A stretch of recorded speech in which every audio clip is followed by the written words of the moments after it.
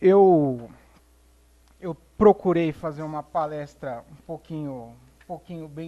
pouquinho rápida e sucinta, porque geralmente essa parte de ética e disciplina não foge muito da lei, e eu vou trazer um pouquinho dos exemplos práticos que estão aqui, trazer uns exemplos práticos do que está na lei para o nosso cotidiano. Bom, vamos lá. O Dr. Rui, eu vou dispensar essa parte de apresentação, porque o Dr. Rui brilhantemente me apresentou. Muito obrigado pelas palavras, Dr. Rui. Então, vamos lá.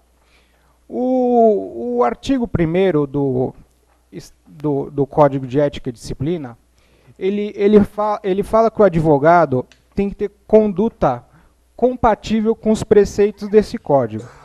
E ao mencionar isso, ele fala que aplica-se conjuntamente com o Código de Ética e Disciplina, o Estatuto da Advocacia, o EOAB, e o Regimento Geral. Bom, vamos lá. E ainda, o Código de Ética e Disciplina, ele é pautado nos princípios da moral individual, social e profissional. O artigo 2º, ele fala que o advogado é indispensável à administração da justiça.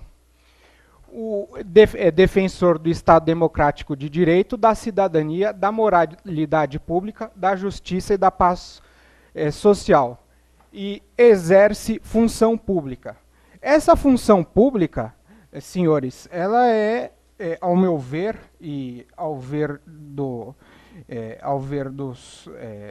dos conselheiros e dessa gestão atual da Ordem dos Advogados, função pública esta que é equiparada ao juiz e ao promotor de justiça. No entanto, que o Estatuto da Advocacia, ele fala que o advogado está equiparado ao juiz e ao promotor de justiça. Ele está em grau de igualdade. Por isso que o artigo 2º do Código de Ética e Disciplina, ele foi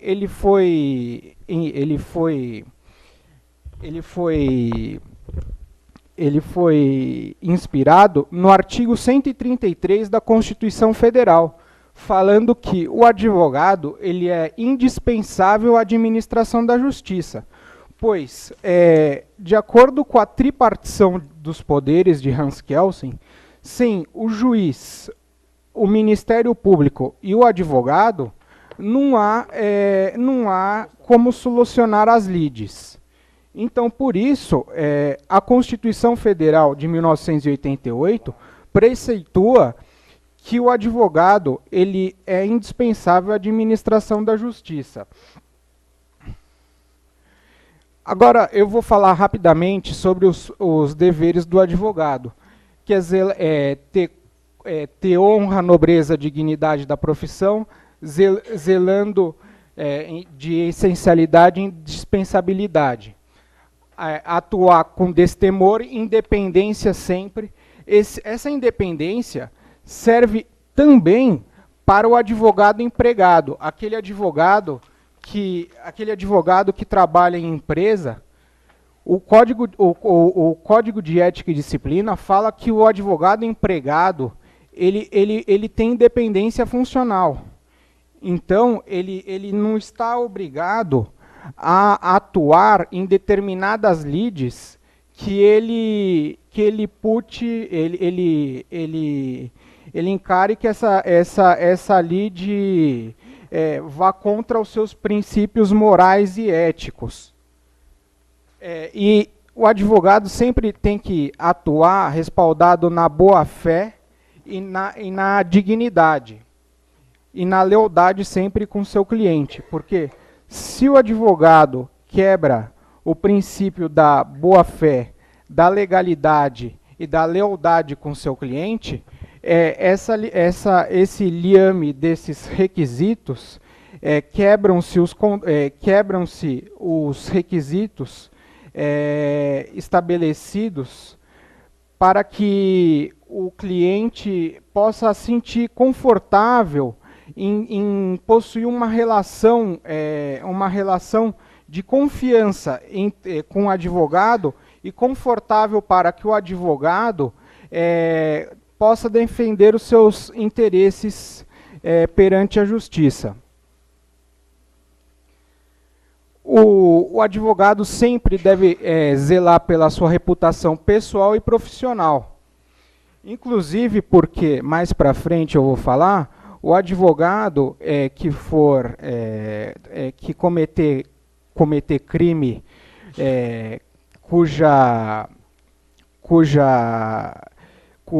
que ofenda a moral, cuja desrespeite à dignidade da profissão, ele pode ser expulso dos quadros da Ordem dos Advogados.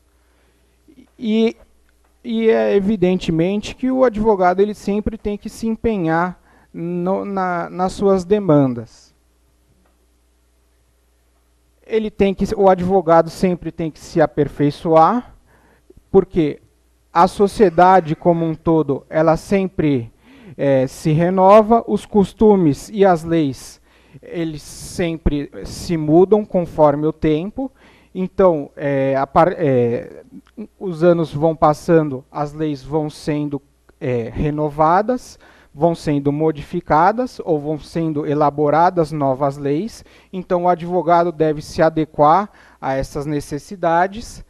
E o advogado ele sempre deve estimular a conciliação e não instigar as demandas judiciais.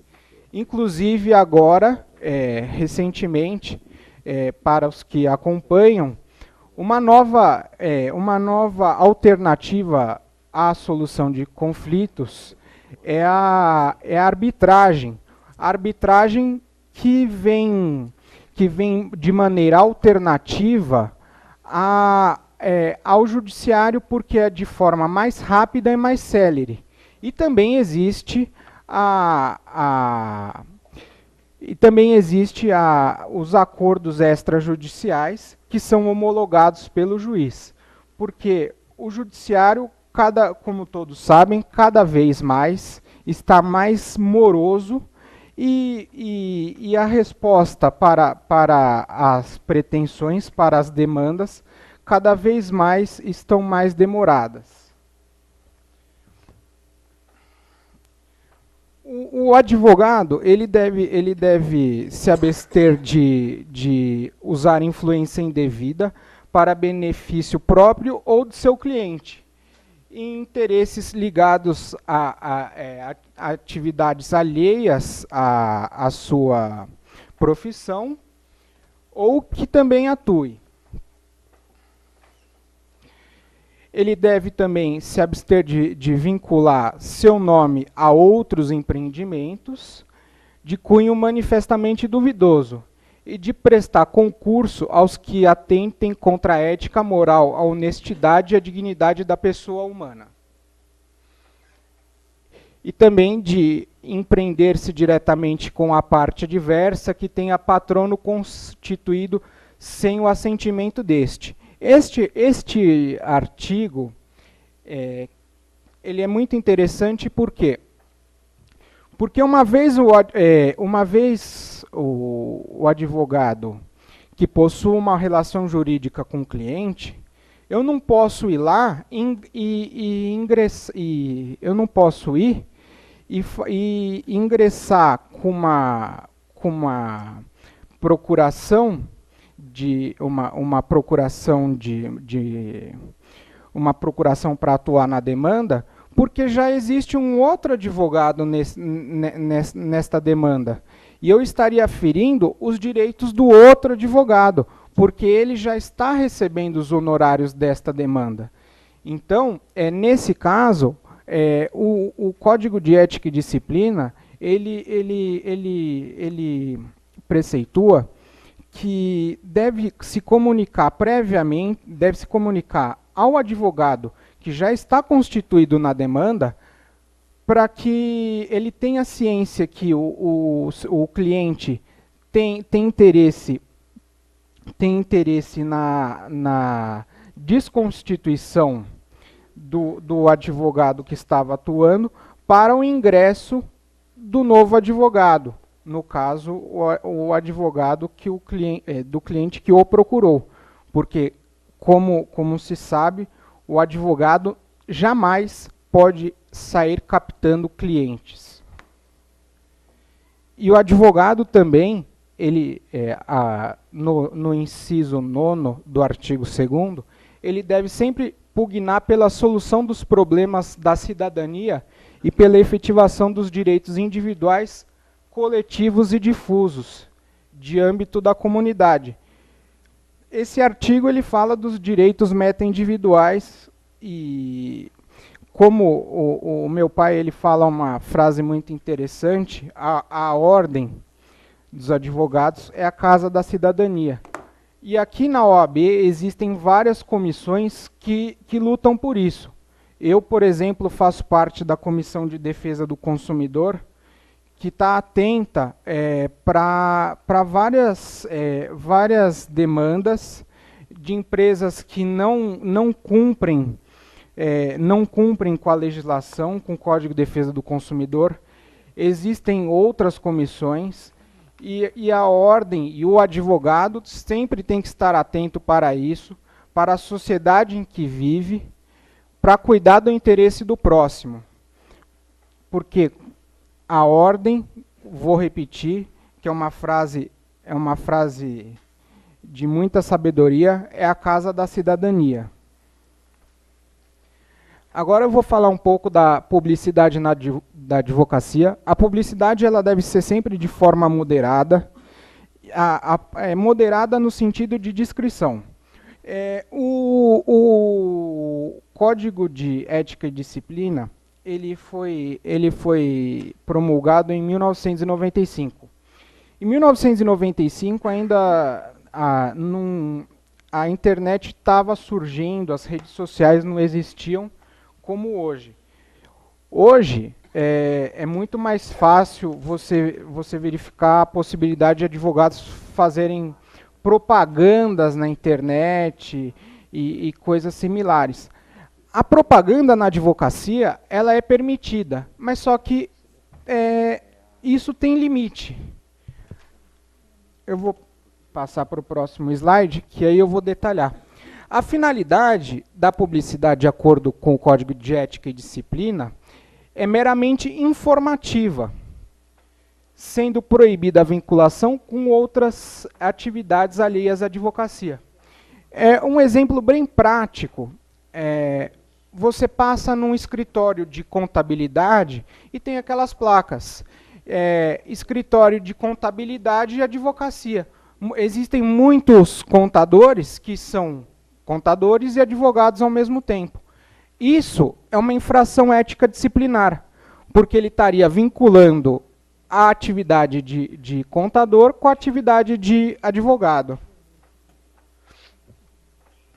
Os anúncios de advogado, eles devem conter, e eu até ali eu marquei em destaque, o nome do advogado e o registro na OAB. Aí já é opcional, eles podem conter o endereço, idiomas, títulos, as malas diretas, elas têm algumas restrições. Elas podem ser somente para os seus clientes, ou seja, para o banco de dados que você tem, porque, como eu disse, o advogado não pode, ele não pode captar clientes, então, por isso, das malas diretas só para os clientes, ou para amigos, ou quando for solicitado. Agora, é vedado conter anúncios como qualificação como ex-juiz ou ex-desembargador. Isso por quê? Seria muito fácil e estaria em condição de desigualdade um desembargador ou juiz aposentado colocar num anúncio dele ex-juiz e ex-desembargador. O cliente ia pensar, eu vou nesse advogado porque ele já trabalhou no tribunal, trabalhou no Ministério Público, ele conhece todo mundo, eu teria muito mais vantagem do que um outro advogado. Então, por isso que o Código de Ética e Disciplina veda esse tipo de conduta. Ex-funcionário público também é vedado. Desenhos ou símbolos privativos, como o brasão da República. E é proibido mencionar valores, de honorários, consultas grátis, cobrimos propostas e etc.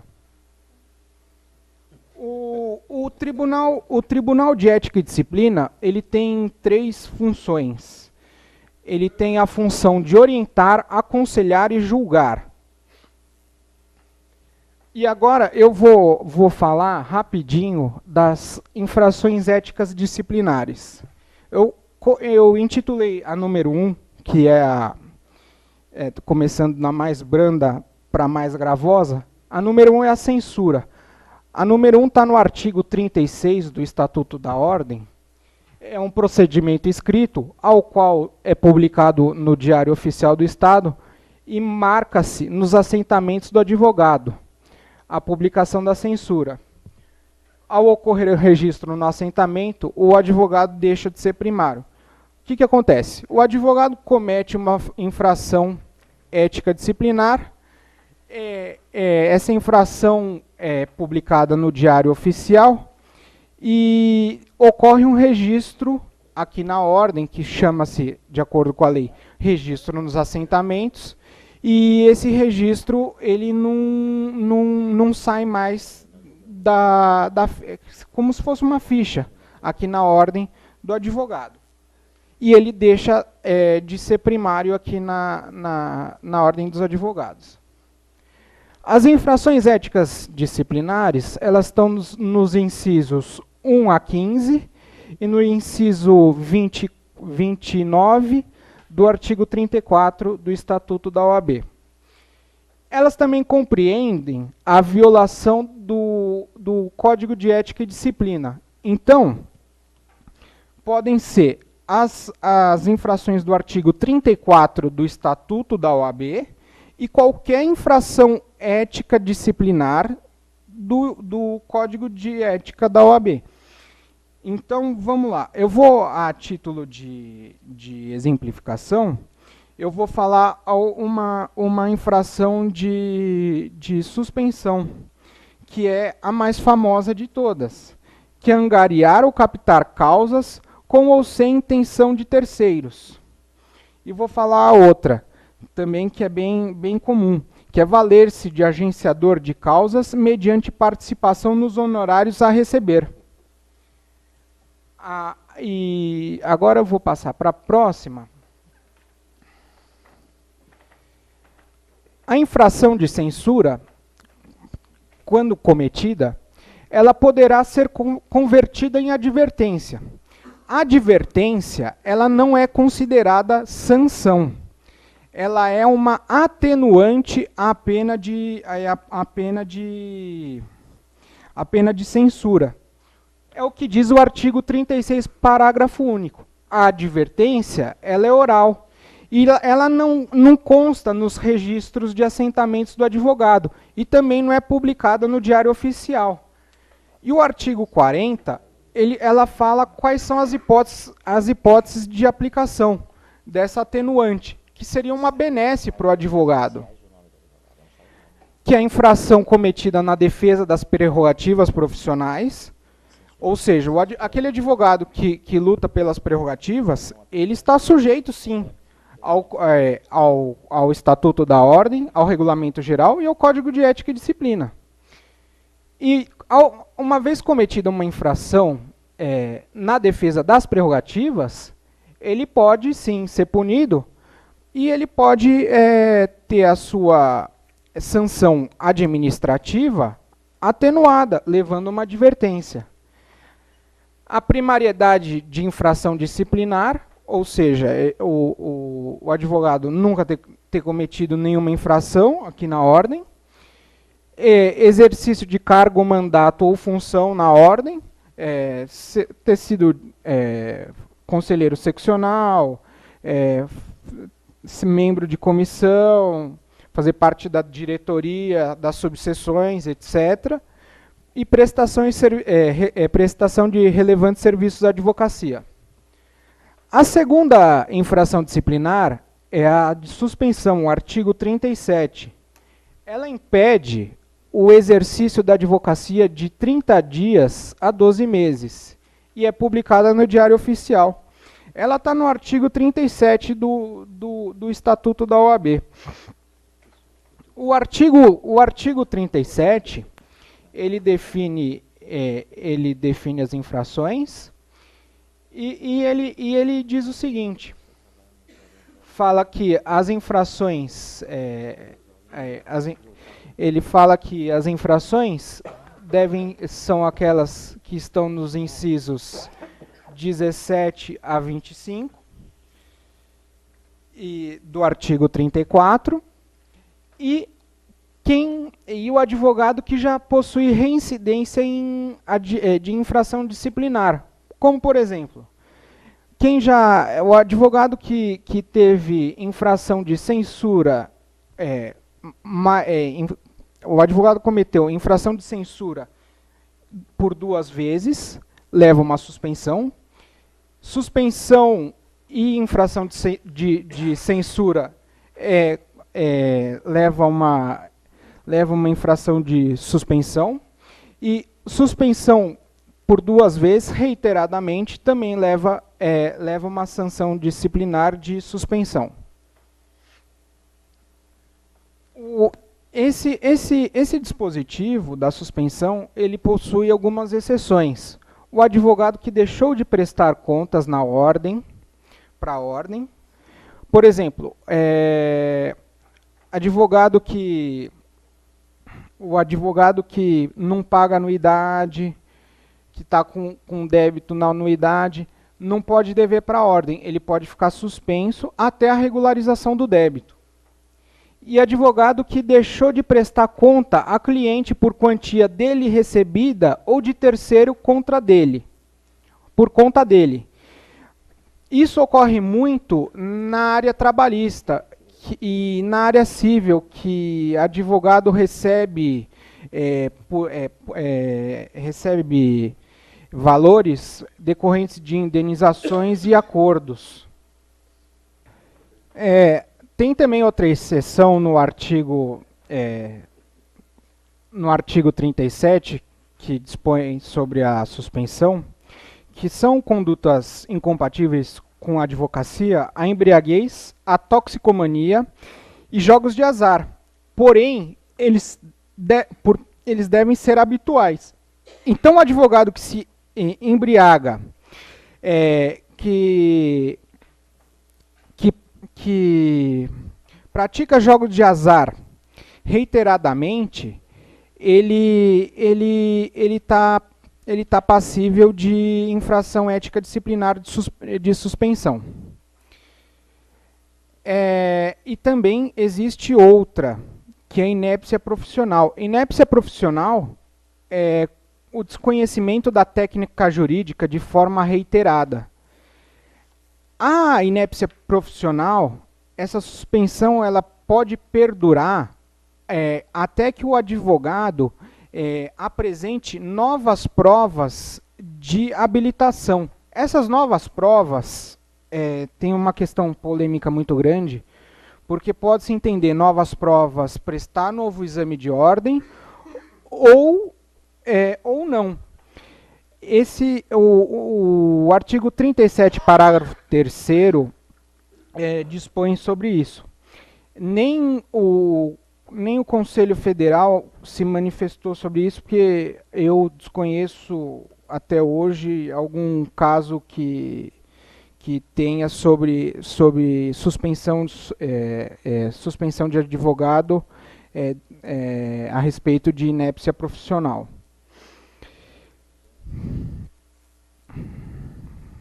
A terceira infração ética disciplinar, que é a mais grave de todas, ela está no artigo 38 do Estatuto da Ordem. Ela é a infração de exclusão. Ela pode ser aplicada, mas só que ela tem ressalva. Ela precisa ter aprovação de 2/3 do Conselho Seccional. Ela é o que decorre do artigo 38, parágrafo único. Elas estão definidas no artigo 34, incisos 26 a 28 do Estatuto da OAB.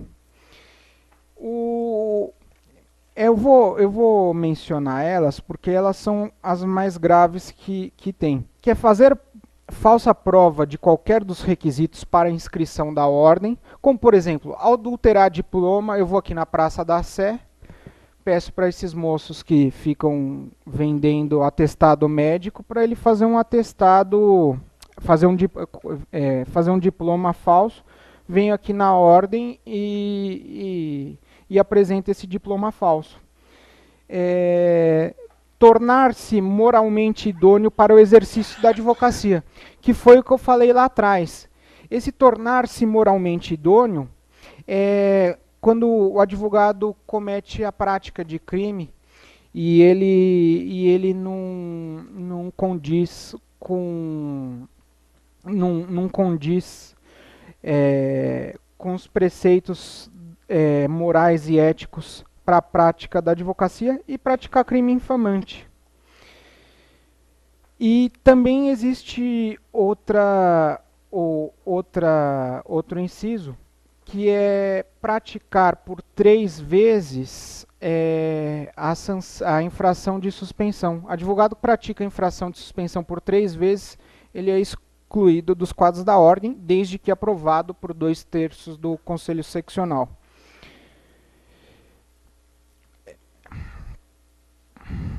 E existe também a multa. Ela está no artigo 39 do Estatuto da Ordem.